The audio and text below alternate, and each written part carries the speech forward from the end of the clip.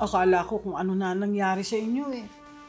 Naku, kapag nakita ko yung si Mildred, sasaktan ko. Chang, Ay, nako. Ay, teka muna, Chang. Nasaan mo pala si Diyosa? Kumuha lang ng damit sa bahay sandali. Darating yun maya-maya. Nay. Lynette, Annalyn, I already took care of everything. Pwede na kayo magpahinga dito kahit na 3 days pa. Paano naman ako makakapagpahinga? Eh, nag-aalala ako kay Carlos eh. Parang grabe talaga yung nangyari sa kanya. Nakita niyo, may kalmot siya dito sa leeg. Tapos parang lutang siya. Pansin ko nga din po yun, Nay. Parang may kakaiba po kay Doc Carlos. Siguro po grabe yung pinagdaanan niya. Alam mo, napapansin ko, nesa malas yung bahay ninyo na yun. Oo nga, Lynette.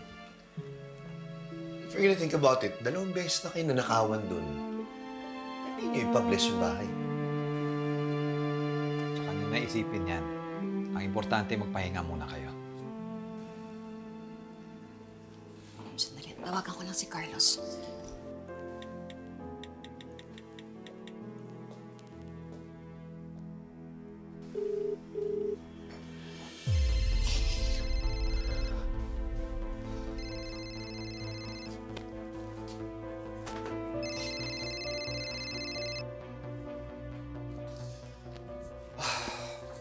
Hello, Lynette?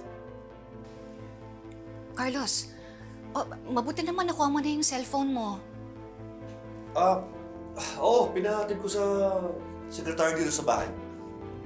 Ikaw, kamusta ka? Naka-file ka ba ng police report? Oo, tapos na. Kumuha lang ako ng gamit natin dito sa bahay para dalhin ko dyan. Oo nga pala, Carlos, kasi nag-aalala ako sa'yo eh. Kaya pinapunta ko si Harry dyan. Ha? Huwag mo na papuntahin. Carlos, okay na. Papunta na dyan si Harry. Baka nga malapit na yan eh. Antayin mo na lang, ha? O sige, bye-bye.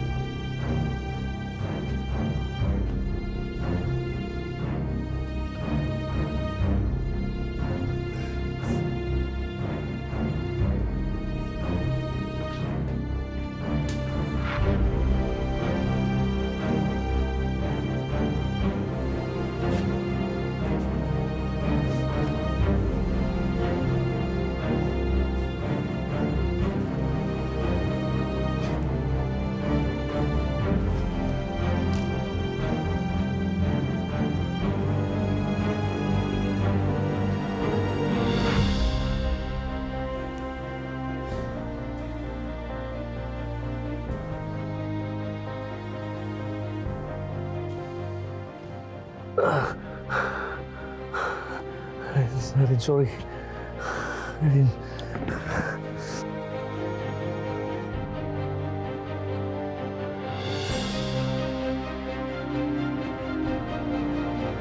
Sorry. I'm sorry, Erin.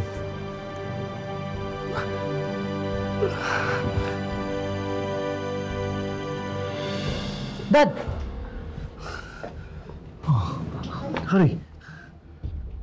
Ang ginagawa mo dito? Dad, I heard what happened. Sabi ni Tito Lynette sa akin to check on you. Ano, kamusta? Do you need help? Harry, okay lang ako. Dapat hindi ka na pumunta rito. Sinabi ko naman kay Tita Lynette mo na kaya ko na sarili ko. Dad, siyempre nag-aalala pa din ako sa'yo. And hindi mo naman may iwasan na hindi mag-alala si Tita Lynette.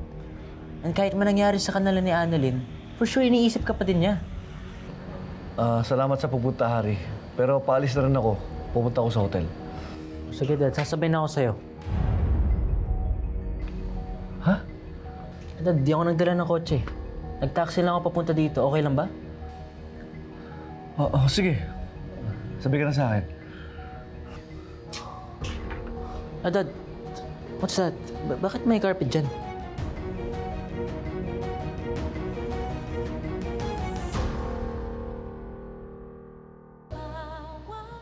Ba't may carpet dyan?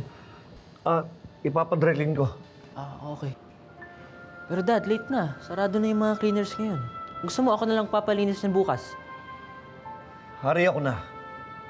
Hindi, Dad, let me help you. Para bukas, magpapahinga ka na lang. Hari, wag mo nang problemahin yung carpet na yan. Ako nang bahala. Okay? Salamat sa concern mo. Pero ilalabas ko itong kotse. Sarado mo yung gate. Sige, Dad.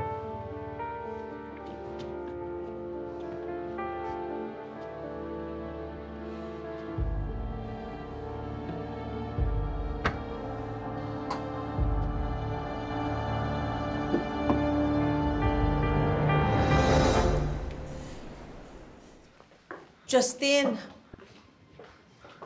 Justin, wait! Where's your dad? May lakad pa siya. Excuse me.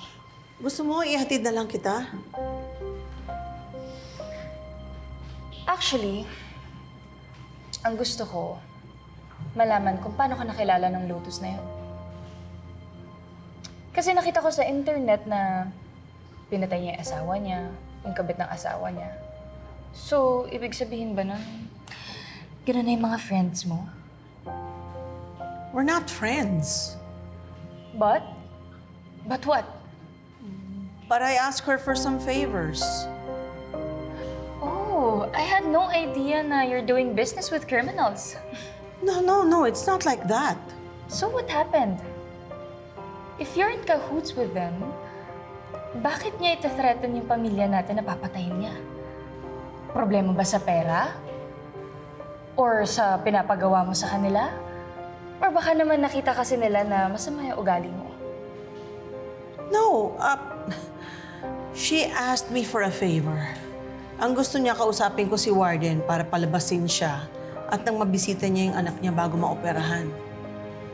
Pero hindi ko naman siya matutulungan sa hinihingi niya. It's beyond my powers. Kaya parang na-ignore ko rin yung request niya. Typical Giselle. Walang pakialam sa iba. It just slipped my mind, okay? Kasi nga wala kang pakialam.